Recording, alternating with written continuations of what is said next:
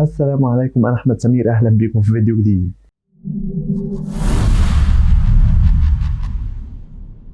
النهارده حل عرض ماندي نايت رو، بس قبل ما ابدا عايزك تشترك في القناه لو مش مشترك وتعمل لايك للفيديو، ويلا بينا نبدا في العرض اللي بدأوا. كودي رودز دخل الحلبة واتكلم مع الجماهير، وطبعا عرض الرو مقام الليلة دي في شيكاغو. قال كودي رودز اني انا ماشي بقالي فترة وعامل نفسي البطل، لاني بصراحة البطل مش موجود، فعلشان البطل مش هنا انا عامل نفسي البطل. وطلب مساعدة الجمهور ليه في راس المنيا ان هم يقفوا جنبه ويساعدوه. ففجأة دخل ذا روك، وكان في اشاعات قبل العرض ان ذا روك ممكن يرجع للادي، والاشاعات طلعت صح ورجع ذا روك ودخل للحلبة، وقف قدام كودي رودز وش لوش، وفضلوا واقفين قدام بعض، وراح قال في ودن كودي رودز كلمة وخرج ومشي، وانتهى السيجمنت الافتتاحي على كده. تكملته في خلف الكواليس بعدها لما خرج ذا روك، المذيعة بتسأله بتقول له انت ايه اللي قلته ليه كودي رودز؟ فقال لها عايزة تعرفي روحي اسألي كودي رودز. فهنعرف بعد كده في اثناء العرض ايه اللي حصل، بس كافتتاحية كويسة ان روك يخش من اولها، وكنت فاكر ان ده هيكون اخر ظهور لي في العرض، بس هنشوف بعد كده اللي هيحصل. رحنا بعد كده خلف الكواليس بذا جاجمنت داي، وقاعدين في مكانهم. بيقولوا طبعا فين بالور وداميان بريست بيقولوا لي جيدي ماكدونا ودومينيك ميستيريو تولوا امر او تولوا مسؤوليه ريكاشي النهارده، وانتوا بتفوزوش بقالكم فتره.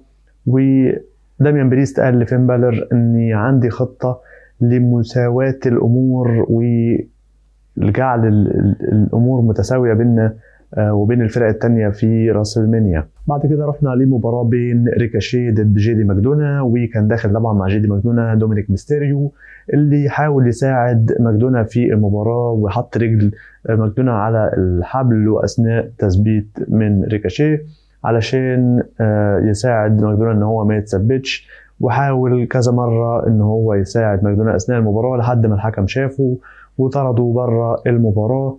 بعد كده ريكاشي يعمل 360 او 360 على جيدي ماكدونا ويفوز بالمباراة وينتصر ريكاشي في المباراة. تاني بيخسر جيدي ماكدونا ودومينيك ميستيريو. بعد كده نروح لسي ام بانك اللي دخل وسط تشجيع رهيب من الجماهير طبعا لان هو في مدينته شيكاغو. فاتكلم سي ام بانك وقال اني بقالي كتير غايب عن العروض، وكل الناس بتسأل هل هتكون موجود في راس المنيا ولا لا. الإجابة هي أنا فعلا لسه ما خفتش بنسبة 100%، لكن بقي لسه شغال وممكن أحضر في راس المنيا. فبدأ إنه يتكلم عن رومان رينز، وقال إنه هو كده كده أنا هتقابل أنا وهو في وقت ما، يعني انا طالع لطريقي في الجبل وهو نازل، فبالتالي هنتقابل في نقطة التقاء ما بيننا احنا الاثنين. اما بالنسبة لسيس رولينز، انت بتتكلم كتير عني ومش بتطقني، فدورك هيجي يا رولينز. بعد كده اتكلم عن درو ماكنتاير وقال ان انا مش بقعد على النت كتير، فقلت علشان ارد عليك يا ماكنتاير لازم اجي بنفسي وارد عليك شخصيا وش لوش، بدل ما اقعد القح بالكلام عليا ومن بعيد. فدخل درو ماكنتاير واتكلم مع سي ام بانك وقال له اخر مره كنا مع بعض انا ضربتك لو فاكر، وانا الشخص المختار هنا في الدبليو دبليو اي. فسي ام بانك قال له مين اللي اختارك؟ قول لي اسمه هو مين، هل الجماهير هي اللي اختارتك؟ لان هم كلهم دلوقتي بيهتفوا باسمي. فدرو ماكنتاير قال لسي ام بانك ايه رايك تحضر مباراتي مع سيس رولينز في راس المنيا، ان شاء الله تقعد على التعليق وفي طاولة المعلقين. فدخل سيس رولينز وقال للجماهير تحبوا سي ام بانك يكون موجود على طاولة التعليق في مباراتي انا ودرو ماكنتاير في راس المنيا. فالجماهير كلها قالت ان هم عايزين سي ام بانك كحكم. فسي ام بانك نزل وعد 3 عدات بدراعه الشمال وقال ان انا اقدر اعد عادي بدراع الشمال. سيس رولينز قال لي سي ام بانك انت محتاجني علشان تحصل على لحظتك في راس المنيا، وانصحك ان انت تبعد عن طريقي. سي ام بانك قال أنا هحضر مباراتكم في راس المنيا وهكون معلق على المباراة. فدرو ماكنتاير قال لي سي ام بانك إن أنا بعيش دلوقتي حلمك اللي أنت ما قدرتش تحققه في راس المنيا. فبالتالي سيث رولينز ضرب درو ماكنتاير وعمل له ستامب وخرج من الحلبة ومشي. فكان سيجمنت رائع بصراحة، كلهم قدموا بروموهات رائعة منهم الثلاثة.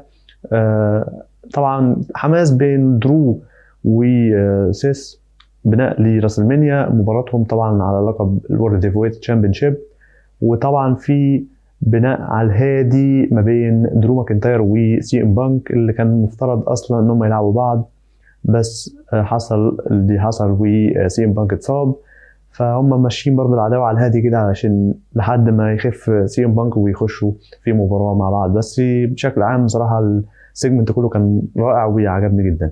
بعد كده رحنا لبرومو من شينسكي ناكامورا وقال ان جاي اوسو هيروح راس المنيا 40 وهيحقق احلامه ويلعب مباراه احلامه ضد جيمي اوسو اخوه، وده مش عادل لاني المفروض ان انا احصل على مباراه احلامي انا كمان في راس المنيا.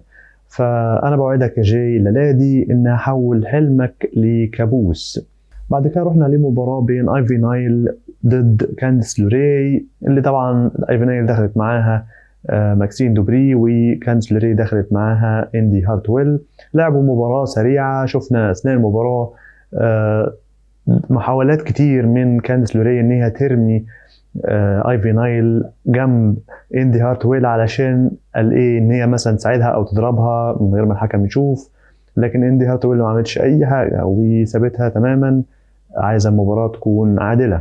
فشفنا بعد كده ان كانديس لوري عملت نفسها مصابه، طبعا ضربت ماكسين دوبري وعملت نفسها مصابه ومسكت رجليها، وبعد كده ثبتت ايفي نايل ورجليها على الحبل وفازت بالمباراه طبعا بالغش في وسط ذهول من اندي هارتويل ومش عاجبها اللي بيحصل، وان مش دي صديقتي اللي انا عرفتها ومعها في فريق.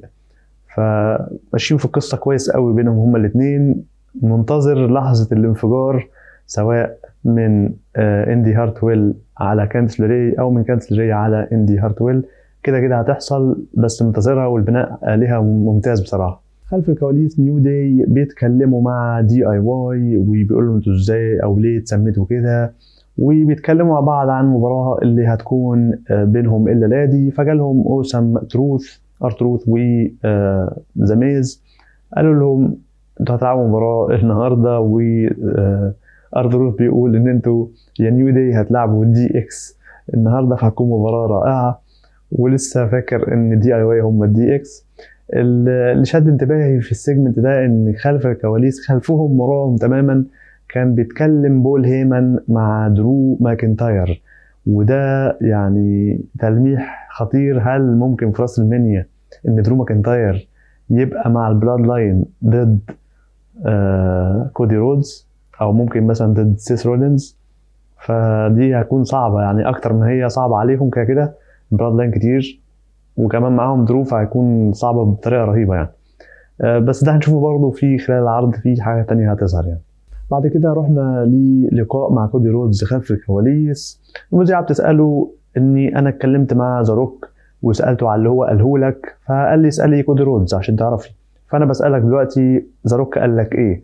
فكودي رودز قال اني ما اقدرش اكرر اللي روك قاله لي، لكن اقدر اقول ده اني هو وعدني وعد مش هيقدر ينفذه، وسابها ومشي. بعد كده رحنا خلف الكواليس للقاء اخر مع جونتر، اللي المذيعه بتساله ان سامي زين بص في وشك المره اللي فاتت والاسبوع اللي فات وقال لك ان انت بتبص في عينين الشخص اللي هياخد منك البطوله، فايه ردك على الكلام ده؟ فقال لها ان انا قعدت افكر في الكلام بتاعه خلال الاسبوع ولقيت انه كلام فاضي ما بيحملش اي معاني، لان هو جواه شخصيا سامي زين ما يقدرش، وعارف ان هو ما يقدرش يغلبني، وكل الجمهور عارف ان هو ما يقدرش يفوز عليا في راس المنيا، وانا حتى متخيل ان هو ما يقدرش يفوز النهارده في مباراته ضد برونسون ريد.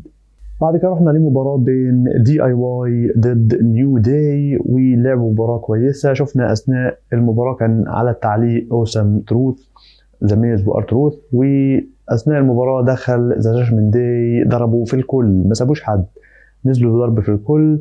وكان طبعا اوسام تروث بيعلقوا، فزاميز تم استفزازه وشايف ان هم بيتضربوا كلهم، فدخل زاميز للحلبة حاول انه يضربهم، طبعا هم كتير عليه فضربوه. بعد كده هم نزلوا لارتروث وحاولوا يضربوه، قال لهم انا معلق، انا النهارده معلق، انا مش جاي اضرب حد النهارده، بس برضه ما سابوش في حاله وضربوه زي اخواته. وذا جاجمنت داي بيبعتوا رساله للجميع، وده اللي كان دامين بريست بيقول عليه في اللقاء بتاعهم في مقر ذا جاجمنت داي الليله دي، لما قال ان انا عندي خطه توري الكل ان احنا لازم نبقى متساويين مع فرقنا اللي هنلعبها. فهو ده اللي حصل، ودي كانت الخطه بتاعته اللي عايز يعملها وعملها فعلا. بعد كده رحنا لمباراه بين اندرادي ضد جيوفاني فينشي. واندرادي المفروض ان هو كان هيلاعب ايفار، لكن اعلنوا النهارده على النت انه ايفار مش هيقدر يلعب الليله دي لان هو مصاب ومش مش جاهز بدنيا بنسبه 100%، فخلوا اندرادي يلاعب جيوفاني فينشي. ودي المباراه اللي ذا جاجمنت داي قالوا لاندرادي ان احنا هنتفرج عليك فيها وهنشوف مستواك الاول قبل ما نتكلم معاك في اي بيزنس. فلعبوا مباراه كويسه، اندرادي قدم اداء رائع وفاز بالمباراه، وكده ضمن ان هم اتفرجوا عليه وشافوه بيفوز. بعد كده دخلت ريا ريبلي الحلبة معاها دومينيك ميستيريو، وقالت اني حاسه اني مش حاصله على اهتمام كبير من الناس وبالاخص من باكي لينش، وبطالبها ان هي تهتم بيا اكتر من المتوقع او اللي بيحصل.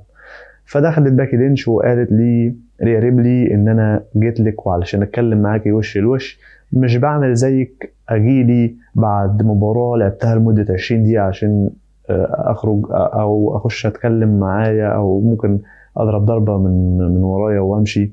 لا، انا هنا باجي واواجهك واحده ضد واحده على طول.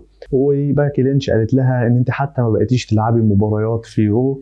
فريا ريبلي قالت لها ان انا ليه العب مباريات قبل مباراتي المهمه في راس المنيا، ده اسمه ذكاء وبجهز نفسي لمباراتي الكبيره في راس المنيا.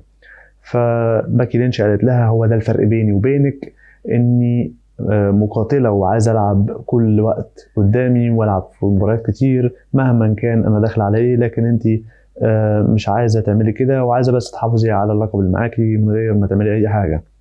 فريا ريبلي ردت عليها وقالت لها خليكي في بنتك وفي بيتك وحاولي تعلميها مين هي مامي. فباكي لينش قالت لها هي دي المره الوحيده اللي هسمح لك فيها ان انت تتكلمي على بنتي وما عملكيش حاجه. بعد كده دومينيك ميستيريو وقف في وش باكي لينش، بعد كده باكي لينش ضربته وضربت ريا ريبلي، ريا ريبلي بعد كده ضربتها وخرجت هي ودومينيك. اثناء خروجها رجعت باكي لينش تاني وضربت ريا ريبلي، وبداوا مناوشات بينهم كتير لحد ما الحكام دخلوا وفصلوا بينهم. فالعداوه مستمره وماشيه في طريق تصاعدي رائع. بعد كده رحنا خلف الكواليس لسامي زين ماشي فيقابلوا تشاد جيبل، وتشاد جيبل يقول له ان انا عايز اتكلم معاك يا سامي في اللي حصل بينا الاسبوع اللي فات. فسامي زين يقول له انا عارف انت هتقول لي ايه، ان انت اصلا مش واثق فيا ان انا ممكن افوز على جونتر، وحتى جونتر نفسه مش ما بيفكرش ان انا ممكن اقدر ان انا اغلبه، لكن انا برضو هثبت لكم كلكم ان انا هقدر افوز عليه. فشاد جيبل قال له اني مش جاي اتكلم معاك اصلا النهارده على موضوع جونتر، انا جاي اكلمك بخصوص برونسون ريد اللي انت هتلعبه الليله دي، هو ده خصم قوي ولازم تستعد له كويس. فسامي زين شكره ان هو قال له الجمله دي وحمسه قبل مباراه برونسون ريد. بعد كده دخل سامي زين وبرونسون ريد يلعبوا مباراه بينهم. شفنا اثناء المباراه دخول من جونتر ووقف على مدخل الارينا علشان يشتت سامي زين ويلعب في ذهنه لعب كله يعني في الالعاب عقل كلها مش جسديا خالص. فخلى سامي زين مشتت ويفكر في جونتر ان هو ممكن يعمل فيه ايه. فطبعا قدر ان برونسون ريد يفوز بالمباراه وخرج منتصر. بعد كده خلف الكواليس جاي اوسو بيتكلم عن شينسكي ناكامورا وقال له ان انت مش عايزني احلم ومش عايزني العب مباراه احلامي، فانا هخلص عليك النهارده. فجاله جيمي أوسو وسولو سيكوا، وجيمي أوسو قال لي جاي أوسو نويت وسابه ومشي. فلعب جامد في خلف الكواليس، بيعرفك ان في فعلا خطر هيحصل الليلة. بعد كده خلف الكواليس سامي زين متعصب ومتضايق ان هو خسر ومتضايق جدا من اللي حصل. فجاله تشاد جيبل وسامي زين قال له ان انا عارف ان جونتر كان هيعمل كده، بس برضه قدر ان هو يسيطر على دماغي وانا ما بقتش قادر استحمل ده. فتشاد جيبل قال له انت داخل على راس المنيا، محتاج تغير خطتك النفسية، وعلشان تعمل كده محتاج حد يغير لك خطتك النفسية، ولو محتاج حد فانا جاهز لو انت عايز تتكلم معايا.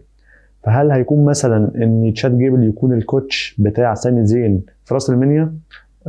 هتكون حلوه بصراحه. يعني حتى تشاد جيبل كان حق برضه ان هو يعني يخش في راس المنيا، فليه لا ما يبقوش هما الاثنين ويقدروا ينتصروا هما الاثنين على جوندر. طبعا زي ما حصل زمان ان سامي زين كان الكوتش بتاعه ناكامورا او العكس، فليه لا ممكن يعملوها عادي، فهتكون حلوه بصراحه.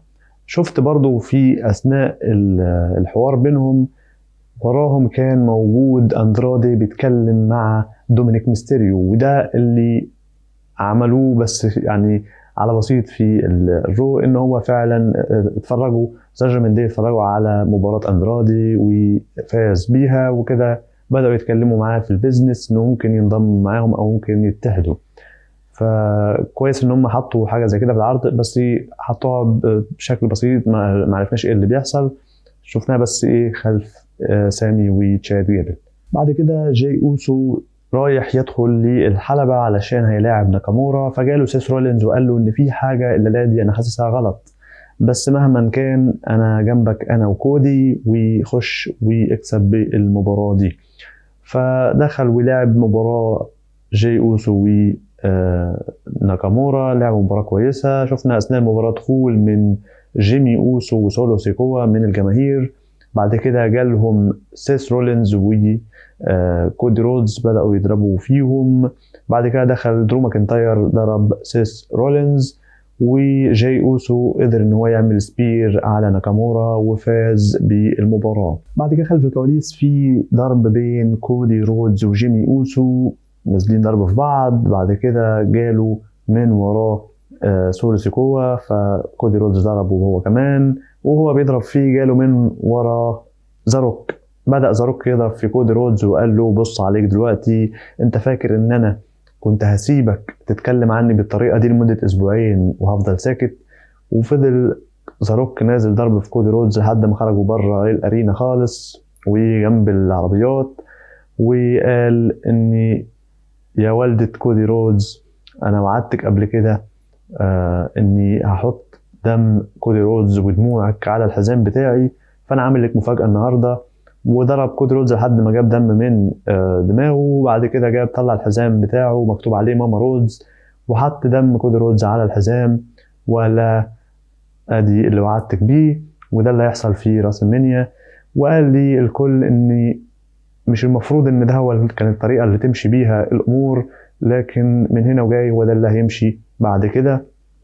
واللي عايزين تعرفوا ليه ان انا ذا فاينل بوس او البوس النهائي او اخر واحد في القتال اللي هيلعبه كودي، ده ببساطة لان محدش زيي. وانتهى عرض على كده، عرض رائع ممتاز بصراحة. كفاية حتة المين ايفنت دي و ذا روك وكودي رودز خلف الكواليس دي فكرتني بايام الاتيتيود ايرا بصراحة. يعني حسيت ان انا بتفرج على عرض رو من ايام زمان. فعرض ممتاز يا جماعة بصراحة من اوله لاخره، كل البروموهات اللي فيه رائعة، حسيتش ان في حاجة محطوطة بدون سبب او حسيت ان انا في ملل اثناء العرض. لا، العرض من اوله لاخره انا استمتعت بيه جدا وما حسيتش بالاحساس ده من فترة طويلة.